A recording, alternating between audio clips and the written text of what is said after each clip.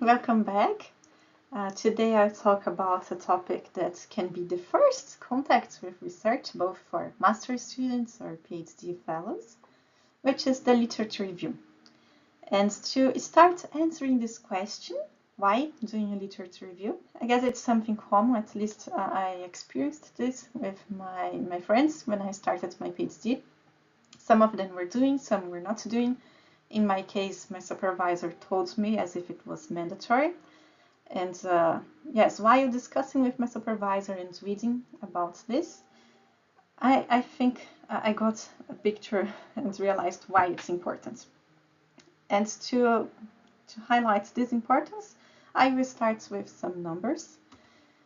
The current world population is around 8 billion people. It's we can't really imagine, but it's quite a lot. And according to ChatGPT, because I didn't know this number, of course, but if we look into researchers, there are something between 8 and 12 million researchers.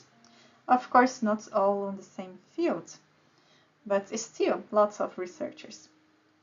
And another interesting data that is not here is that each year around 2.5 million papers are published.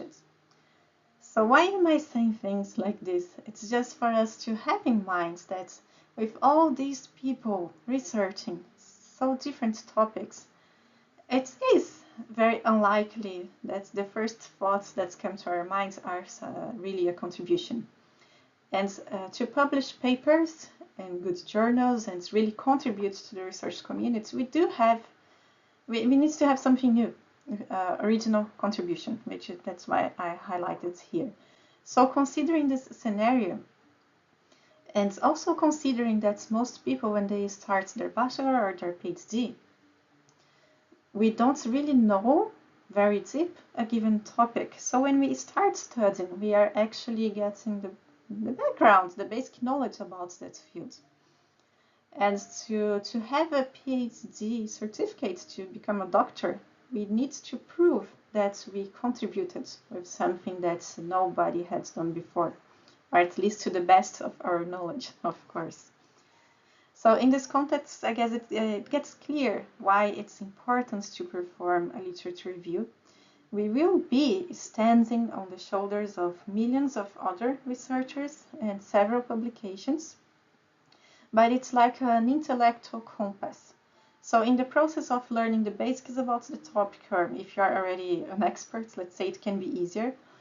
You need to refine more and more to have a specific research question that allows you to have a feasible quantity of papers and material to analyze and to find a gap that you can try to cover in another way.